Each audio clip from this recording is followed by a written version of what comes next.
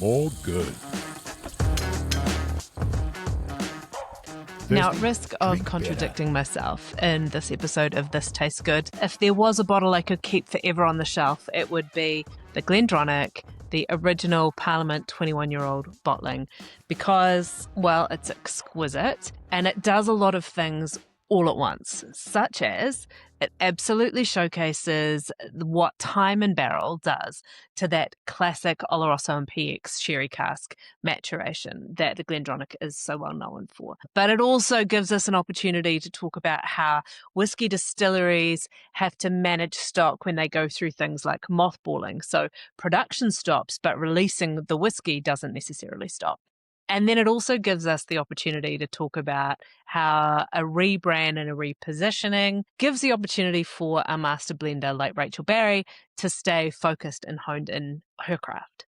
Now, because there's nothing else going on here but more time in those Oloroso and PX casks, it's also a great way to talk about how time affects maturation and how flavour profiles that are intensely sweet, such as in the 12-year-old, actually evaporate a little bit and become luxurious and rich and complex and lingering, but lose some of that initial bursting sweetness as time and oak takes over. So the GlenDronach 21, formerly known as Parliament.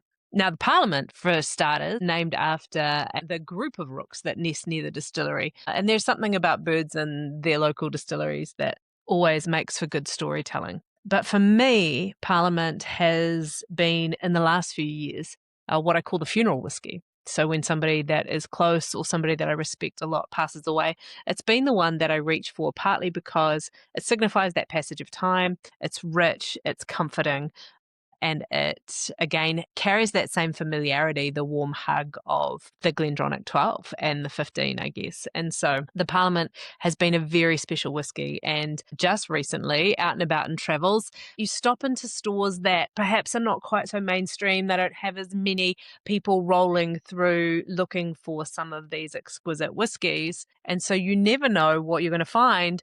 In our case, not one, not two, but 3 bottles at a very reasonable price point. And that's, of course, because this particular edition of Parliament 21-year-old has been discontinued. It's been updated. It's no longer got Parliament on the label. But Rachel Barrie has sworn black and blue that she's done everything to maintain the quality and the profile of what is in this particular bottling. So on the nose, what was a touch of varnish in the 12-year-old becomes distinct, leathery, worn-in chairs. There's old wooden floors. There's a touch of library dust. And the sweetness that was bursting in orchard fruit and condensed pears has now actually dried all the way out to a touch of raisin, a touch of fig and pastry sheets on the nose. The syrupy nature of the sweetness has dissipated, and instead the spice, the complexity draws you in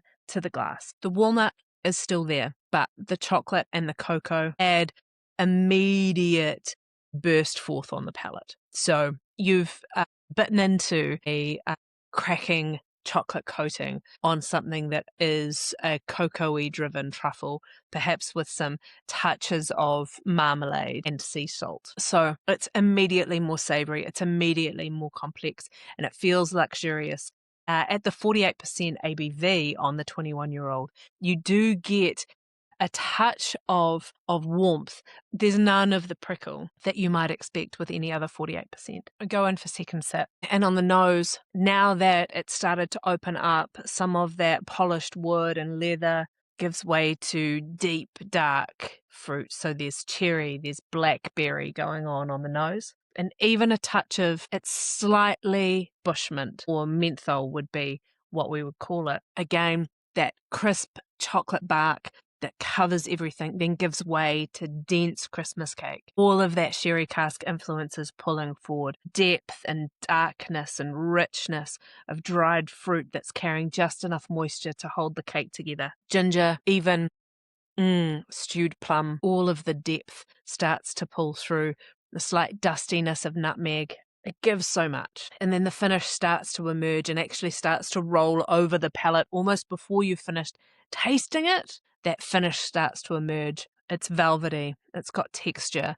It's pulling long and dry. There's a touch of aniseed there. The licorice is chewy. And then the leather, a touch of dry wood. There's still sweetness, but it sits underneath that dense bank of flavour, coating every part of the palate. This is such a satisfying whiskey that sits long, slow, invites you to take a moment.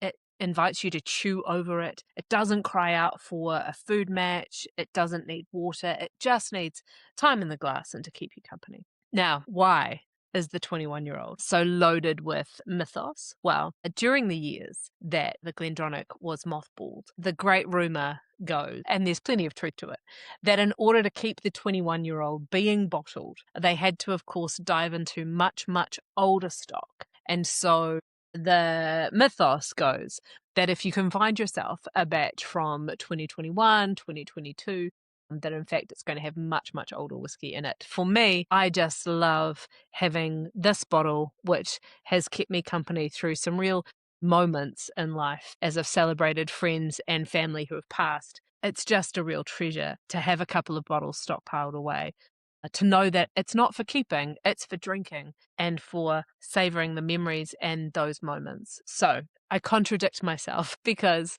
the GlenDronach 21 is the kind of thing I would keep permanently in stock. But there you go. Chewy, oily, an absolutely glorious expression of what happens when you let Oloroso and PX cask do their slow, slow work in the Scottish climate. And they reward you with richness, with oiliness, with texture, and with layers of flavour that are altogether luxurious. Here's to the GlenDronach 21 in all her forms.